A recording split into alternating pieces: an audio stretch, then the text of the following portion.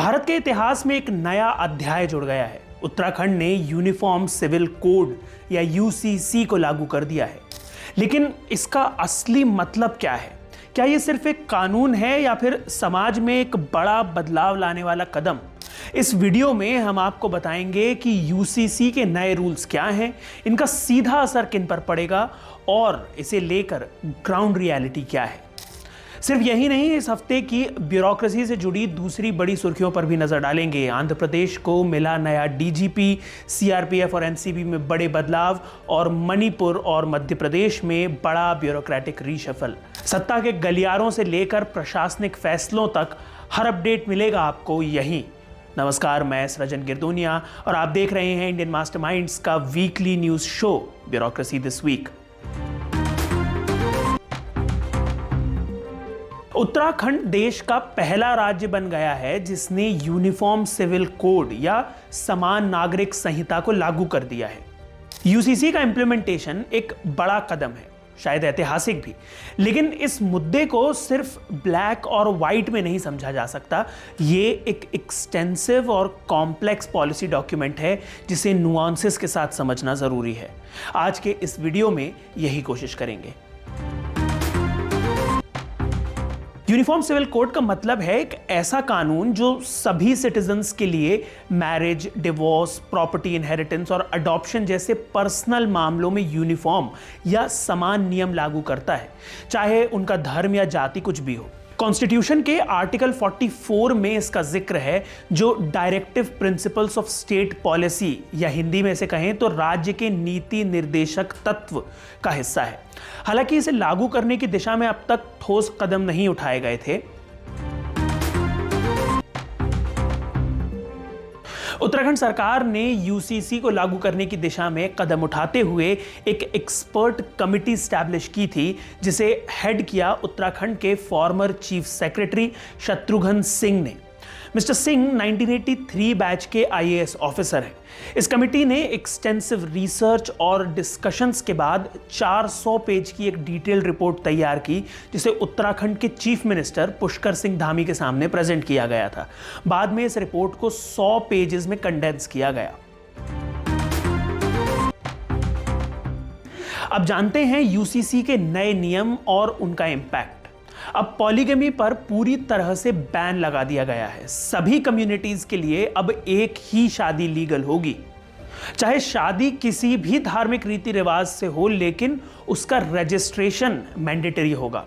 बेटा बेटी दोनों को इनहेरिटेंस में इक्वल राइट मिलेगा, चाहे बायोलॉजिकल ऑफस्प्रिंग हो, अडॉप्टेड हो या सरोगेसी के जरिए जन्मा हो। अब इनलेजिटिमेट और लेजिटिमेट बच्चों में कोई फर्क नहीं रहेगा। लिव इन रिलेशनशिप्स को रेगुलेट करने के लिए मैंडेटरी रजिस्ट्रेशन का प्रोविजन रखा गया है। यूसीसी को ग्राउंड लेवल पर इंप्लीमेंट करने के लिए ब्यूरोक्रेटिक मशीनरी को एक्टिव किया गया है। गवर्नमेंट ऑफिसर्स को नए कानूनों की ट्रेनिंग दी जा रही है ताकि एग्जीक्यूशन में कोई दिक्कत ना आए। यूसीसी को लेकर लोगों के क्या रिएक्शंस हैं, इस बारे में इंडियन मास्टरमाइंड्स के एसोसिएट चैनल श्रेष्ठ उत्तराखंड के संवाददाता रजनीश दीक्षित ने एक्सपर्ट कमेटी के हेड शत्रुघ्न सिंह से बात की। आइए जानते हैं उनका क्या कहना है। उत्तराखंड के लिए आज ऐतिहासिक दिन है। आज से यूसीसी लागू हो गया है। खास बात यह है कि मुख्यमंत्री ने आज अनाउंस किया कि जो उन्होंने पहला वादा किया था वो जनता से पूरा कर दिया है। देवतुल जनता भगीरथी प्रयास। और हमारे साथ सीनियर आईएएस ऑफिसर जो रिटायर्ड हो गए मौजूद हैं, शत्रुघ्न सिंह सर। बहुत बहुत आप लोगों को बधाई। आप लोगों ने काफ़ी मशक्कत की है यूसीसी को लेकर। धन्यवाद। ये आज से 3 साल पहले जो सपना देखा गया था वो आज फलीभूत हुआ है और उत्तराखंड देश का वो प्रथम राज्य बन गया है जो कि संविधान की धारा 44 के अंतर्गत जो आह्वान किया था संविधान के निर्माताओं ने, उसकी प्रतिपूर्ति करता है। सर, जैसे कि 3 साल का लंबा वक्त रहा, काफ़ी मास लेवल पे इसके फीडबैक्स लिए गए, आज से ये पूरे प्रदेश में लागू हो गया है। अब कैसी परिवर्तन की बहार आप देखेंगे कि बयार दिखेगी? तो जो इसकी मूल मंशा थी वो ये था कि धर्म, जाति, वर्ग इसके विभेद से हटकर, लिंग के विभेद से हटकर, जहाँ की महिलाओं को पुरुषों से कम अधिकार मिलते थे उनको बराबरी का अधिकार दिया जाए। तो सबके लिए समान जो फैमिली लॉज, खासकर marriage, divorce, live in relationship या सक्सेशन के जो मामले हैं, उसमें समान रूप के लॉ बनाए जाए और नियमावली में प्रावधान किया गया है कि इसको सरल से सरल रखा जाए ताकि आम जनता को तकलीफ हो। अच्छा सर, इसका आज से क्रियान्वयन भी होगा, इसको लेकर भी राज्य सरकार ने क्या कुछ निर्देश दे रहे हैं, इसको लेकर क्या कुछ किया जा रहा है? हाँ, तो राज्य सरकार आज से इसका उन्होंने तैयारियां पूरी कर ली हैं, ऐसा मुझे बताया गया है। राज्य सरकार के अधिकारियों ने प्रशिक्षण की जो व्यवस्था की थी, आगे जो अधिकारियों द्वारा आज से जो रजिस्ट्रेशन वगैरह होंगे उसकी पूरी तैयारी हो गई है और मुझे उम्मीद है कि सीमलेस तरीके से लागू किया जाएगा। सर अंतिम सवाल, यूसीसी वुमेन्स को भी एम्पावरमेंट देगा और साथ में जो नया ट्रेंड है जैसे लिव इन का बढ़ रहा है, तो उनके जो जैविक संतानें हैं उनको भी एक अधिकार देने के लिए मील का पत्थर साबित होगा संवैधानिक अधिकारों में? निश्चित रूप से बच्चों के अधिकारों को संरक्षित करने का इसमें प्रयास किया गया है, चाहे वो बच्चा लिव इन रिलेशनशिप से आए या वो बच्चा शादी विवाह के माध्यम से आए, यहाँ तक कि जो टेक्नोलॉजिकल इंटरवेंशन से बच्चे होते हैं उनके भी हितों को जो नॉर्मल बच्चे होते हैं उसके बराबर रखा गया है, उनके हितों की रक्षा की है। धन्यवाद। तो ये थे हमारे साथ शत्रुघ्न सिंह जो मुख्य सचिव रहे हैं। उत्तराखंड में यूसीसी के लागू होने के बाद देश भर में इसे लेकर एक नया डिबेट शुरू हो गया है। एक नजर डालते हैं इन नए रूल्स के एक्सपेक्टेड इंपैक्ट्स पर। महिलाओं को इनहेरिटेंस और मैरिज राइट्स में इक्वालिटी मिलेगी। अब लिव इन रिलेशनशिप्स को लीगल रिकॉग्निशन मिलेगा और राइट्स सिक्योर होंगे, लेकिन रजिस्ट्रेशन की प्रोसेस काफी कॉम्प्लिकेटेड है और इसका अडॉप्शन कैसा रहता है ये देखना अभी बाकी है। सभी रिलीजियस कम्युनिटीज के लिए एक यूनिफॉर्म लीगल फ्रेमवर्क लागू होगा। हालांकि कुछ एक्सपर्ट्स का कहना है कि इस कानून को लेकर लीगल और सोशल चैलेंजेस भी होंगे, जिनका समाधान समय के साथ निकालना जरूरी होगा। उत्तराखंड ने एक बोल्ड स्टेप लेकर यूसीसी को लागू कर दिया है, लेकिन क्या यह कदम फायदेमंद साबित होगा? क्या यह देखकर दूसरे स्टेट्स भी इस पॉलिसी को इंप्लीमेंट करने की दिशा में आगे बढ़ेंगे? इस पॉलिसी का इंप्लीमेंटेशन कैसा होगा? हम जानते हैं कि इंडिया में इंप्लीमेंटेशन ऐतिहासिक तौर पर एक बड़ी चुनौती रही है। यूसीसी फंडामेंटली एक जरूरी और अहम पॉलिसी है, इसमें कोई दो राय नहीं है, लेकिन क्या Bharatiya Samaj uniform civil code के लिए तैयार है और इसका जमीनी स्तर पर क्या असर होगा, यह देखना दिलचस्प होगा।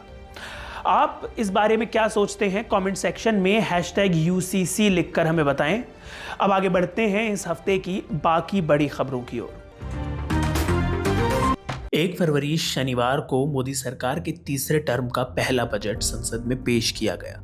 यूनियन बजट 2025 में फाइनेंशियल ईयर 2025-26 की नई दिशा का ऐलान करते हुए फाइनेंस मिनिस्टर निर्मला सीतारमण ने कई जरूरी घोषणाएं की हैं। इस बजट में डेवलपमेंट, डिजिटल इंडिया और इकोनॉमिक इंक्लूसिविटी पर जोर दिया गया है। साथ ही नए टैक्स रिफॉर्म्स के तौर पर मिडिल क्लास को टैक्स स्लैब्स में बड़ी राहत मिली। The nil tax slab was raised to 2.5 lakhs of rupees, which was further raised to 5 lakh rupees in 2019 and to 7 lakh rupees in 2023. This is reflective of our government's trust on the middle class taxpayers. I am now happy to announce that there will be no income tax payable up to income of 12 lakh rupees.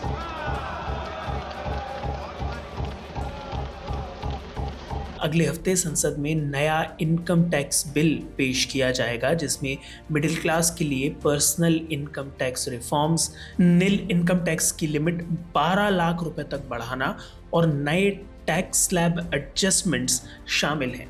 TDS और TCS में भी सुधार करते हुए TDS on rent की सीमा 2.4 लाख से बढ़ाकर 6 लाख रुपए और सीनियर सिटीजन्स के लिए 50,000 से बढ़ाकर 1 लाख रुपए कर दी गई है। इसके अलावा 500 करोड़ रुपए centre for excellence in AI के लिए और 20,000 करोड़ रुपए प्राइवेट सेक्टर R&D को एलोकेट किए गए। इसके साथ अर्बन चैलेंज फंड के तहत 1 लाख करोड़ रुपए का फंड तैयार किया गया है। इन सभी पॉलिसी रिफॉर्म्स के पीछे महत्वपूर्ण भूमिका निभाने वाले एक्सपर्ट्स की टीम में चीफ इकोनॉमिक एडवाइजर V अनंत नागेश्वरन शामिल हैं। जिन्होंने इकोनॉमिक सर्वे तैयार कर पॉलिसी मेकिंग में मदद की। एक्सपेंडिचर सेक्रेटरी मनोज गोविल, जो कि 1991 बैच के मध्य प्रदेश कैडर के आईएएस ऑफिसर हैं, इन्होंने सरकारी खर्चों के नियंत्रण पर ध्यान दिया, जबकि डिपार्टमेंट ऑफ इकोनॉमिक अफेयर्स के सेक्रेटरी जय सेठ ने मैक्रो इकोनॉमिक स्टेबिलिटी इंश्योर की। फाइनेंस एंड रेवेन्यू सेक्रेटरी तुहिन कांता पांडे ने टैक्सेशन रिफॉर्म्स पर विशेष कार्य किया है। वे 1987 बैच के ओडिशा कैडर के आईएएस ऑफिसर हैं। अगर आप विस्तार से इन ब्यूरोक्रेट्स के बारे में जानना चाहते हैं जिन्होंने बजट ड्राफ्ट करने में महत्वपूर्ण भूमिका निभाई है, तो इंडियन मास्टरमाइंड्स पर पल्लवी प्रिया ने इस बारे में एक डिटेल्ड आर्टिकल लिखा है, जिसे आप डिस्क्रिप्शन में दिए गए लिंक के जरिए पढ़ सकते हैं। आंध्र प्रदेश सरकार ने 1992 बैच के आईपीएस अधिकारी हरीश कुमार गुप्ता को फुल एडिशनल चार्ज के तहत राज्य का नया डायरेक्टर जनरल ऑफ पुलिस या डीजीपी नियुक्त किया है। वो अब तक विजिलेंस और एनफोर्समेंट के महानिदेशक के रूप में कार्यरत थे। उनका कार्यभार तब तक जारी रहेगा जब तक सरकार आगे कोई आदेश नहीं देती। हरीश कुमार गुप्ता ने डी तिरुमला राव की जगह ली है, जो 31 जनवरी को रिटायर हो गए। सेवानिवृत्ति के बाद राव को 1 साल के लिए Andhra Pradesh state road transportation corporation APSRTC का मैनेजिंग डायरेक्टर बनाया जा सकता है। गुप्ता को 2024 के लोकसभा चुनावों के दौरान चुनाव आयोग ने अस्थायी रूप से डीजीपी बनाया था, लेकिन नई सरकार के बनने के बाद उन्हें हटा दिया गया था। मुख्यमंत्री चंद्रबाबू नायडू ने अब स्थायी रूप से उन्हें डीजीपी की जिम्मेदारी सौंपी है। ज्ञानेंद्र प्रताप सिंह, जो कि 1991 बैच के आईपीएस ऑफिसर हैं, उन्हें सेंट्रल रिजर्व पुलिस फोर्स या CRPF का नया डायरेक्टर जनरल नियुक्त किया गया है। उनकी नियुक्ति 19 जनवरी को appointments committee of the cabinet द्वारा मंजूर की गई थी और उनका कार्यकाल नवंबर 2027 में रिटायरमेंट तक रहेगा।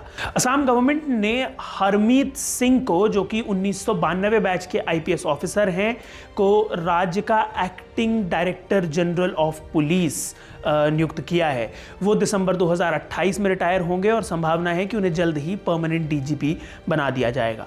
CRPF 31 दिसंबर 2024 से टेम्परेरी लीडरशिप में कार्य कर रहा था, जब अनीश दयाल सिंह रिटायर हुए थे, जो कि 1988 बैच के आईपीएस ऑफिसर हैं। फिलहाल विपुल कुमार स्पेशल डीजी के रूप में CRPF का कार्यभार संभाल रहे हैं।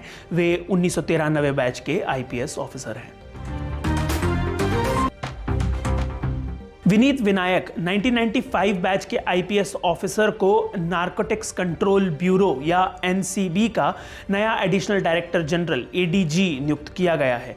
उनकी नियुक्ति से संबंधित आधिकारिक आदेश हाल ही में जारी किया गया। इससे पहले विनीत विनायक ने कई महत्वपूर्ण पदों पर कार्य किया, जिनमें central range deputy inspector general DIG Patna के रूप में स्टेट टू स्टेट डेप्यूटेशन पर 9 वर्षों तक सेवा देना शामिल है। वो SP खागरिया और नालंदा तथा सीनियर सुपरिटेंडेंट ऑफ पुलिस या SSP पटना भी रह चुके हैं। इसके अलावा उन्होंने central bureau of investigation CBI में भी विभिन्न महत्वपूर्ण भूमिकाएं निभाई हैं। उनकी नियुक्ति ड्रग ट्रैफिकिंग और ऑर्गेनाइज्ड क्राइम के खिलाफ संघर्ष में एक महत्वपूर्ण कदम मानी जा रही है।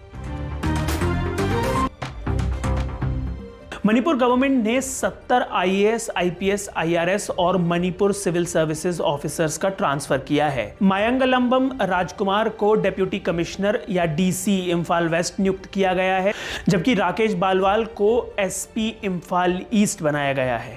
अनुपम SP सेनापति और शिवानंद सुर्वे SP चंदेल का भी तबादला किया गया है। मध्य प्रदेश गवर्नमेंट ने भी 42 IAS ऑफिसर और 12 स्टेट एडमिनिस्ट्रेटिव सर्विसेज या SAS ऑफिसर्स का ट्रांसफर किया है। 11 जिलों में नए कलेक्टर्स की नियुक्ति की गई है, जिनमें रायसेन, खंडवा, खरगोन, बुरहानपुर, देवास, श्योपुर, बड़वानी और सीहोर शामिल हैं। इसके अलावा भरत यादव को managing director Madhya Pradesh road development corporation नियुक्त किया गया है। भरत यादव 2008 बैच के IAS ऑफिसर हैं। इसके साथ साथ CB चक्रवर्ती M को चीफ मिनिस्टर सेक्रेटरी तथा कमिश्नर अर्बन डेवलपमेंट बनाया गया है। वे 2008 बैच के IAS ऑफिसर हैं। आज के एपिसोड में इतना ही। UCC को लेकर आपके क्या विचार हैं? कमेंट्स में #UCC लिखकर अपनी राय हमें बता सकते हैं। अगर आपको वीडियो पसंद आया तो इसे लाइक और शेयर करें। साथ ही इंडियन मास्टरमाइंड्स को सब्सक्राइब करें Thank you for watching.